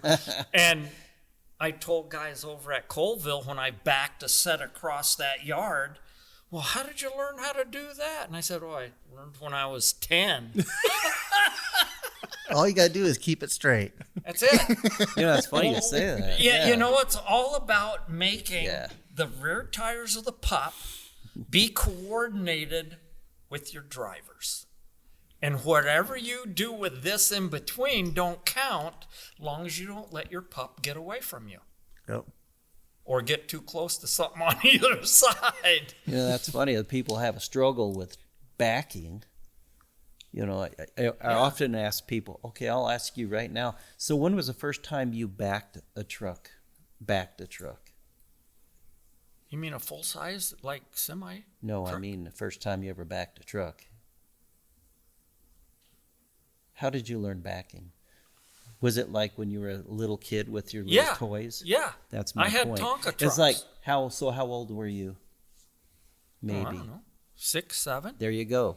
See, so, and I've actually, in training somebody, wasn't some guy at the yard there at Alaskan, when he was just struggling. I said, go home, your kid got a little truck? Yes. Don't do anything. Hold those front steering tires, and that's the only thing you can turn. And he's like, that helped.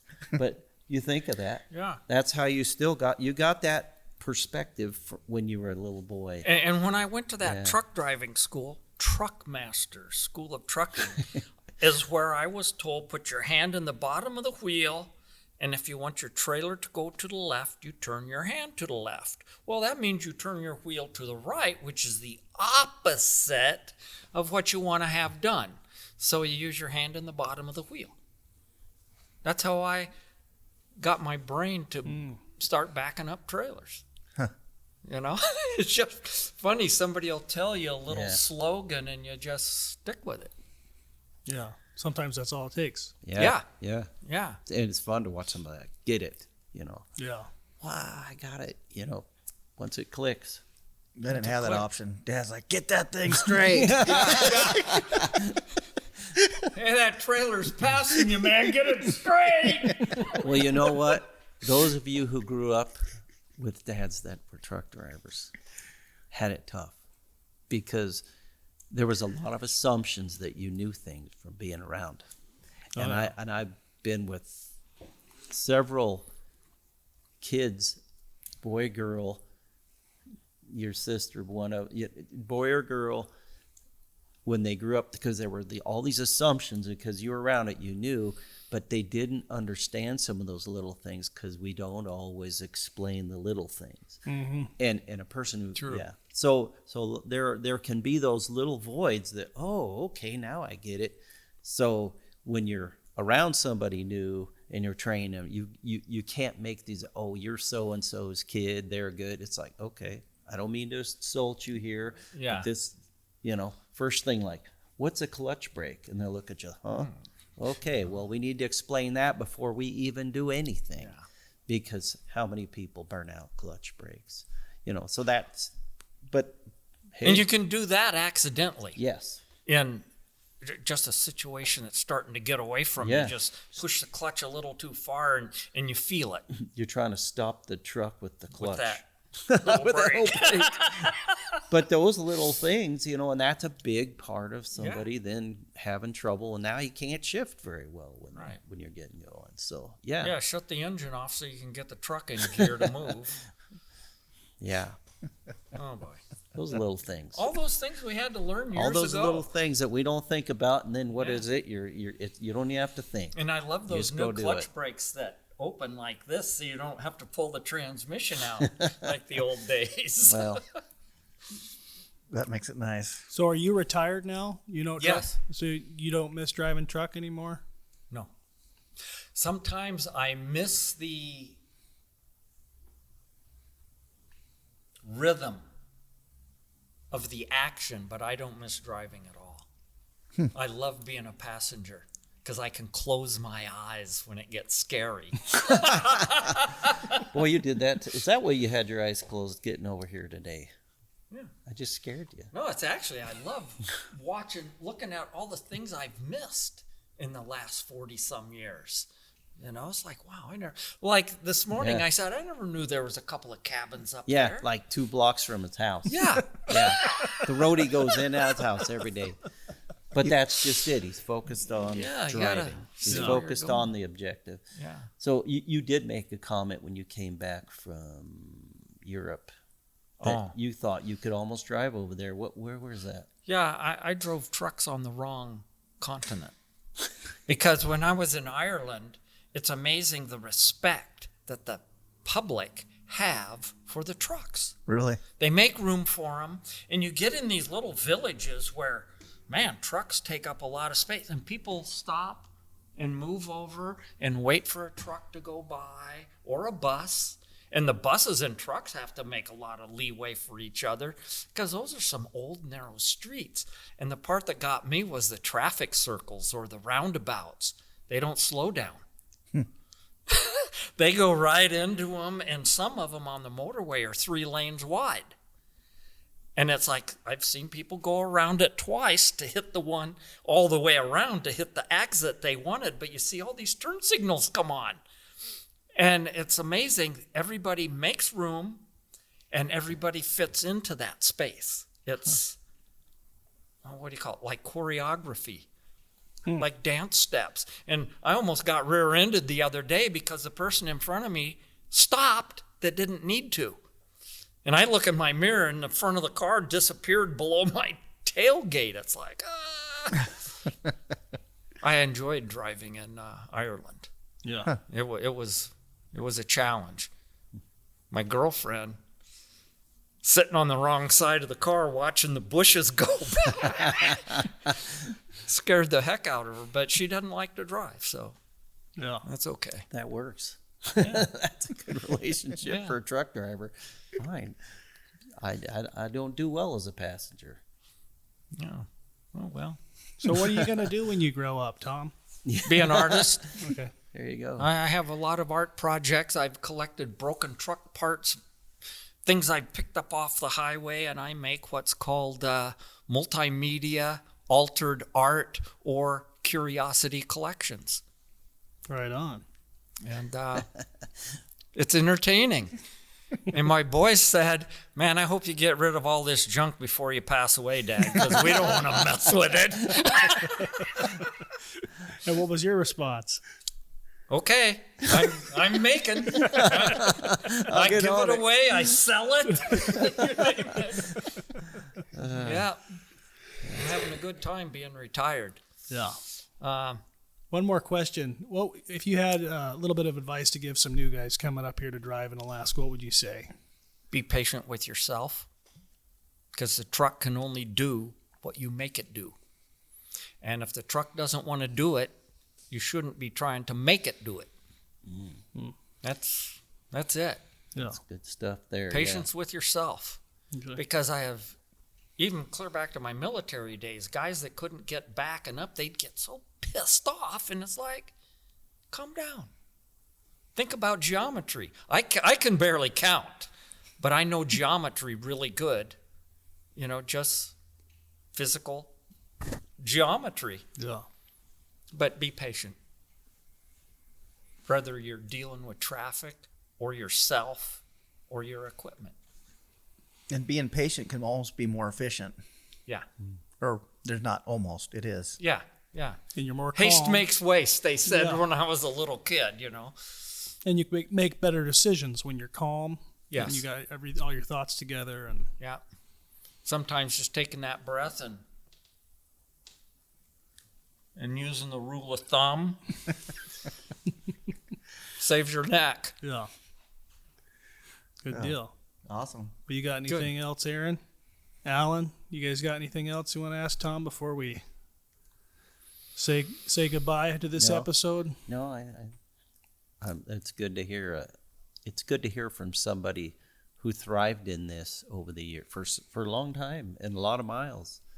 And you just, many people don't know who Tom is, but he was out there doing it, and he's doing it professionally, and that's not a guy you had to worry about. But his dispatchers loved him because he'd go do the job, he'd get back, and if he ran into trouble, he'd get through it. He'd think it Kip through. at Alaska Mr. West driver here, yeah. was number one, and then we got Susie Shelland over at Colville, and I says, man, you guys are neck and neck for best dispatchers ever. There you go. Yeah. So they both get the gold medal. There you go. There you go. Yeah. Well, this has been fun. Awesome. And here I was wondering, God, what am I going to talk about?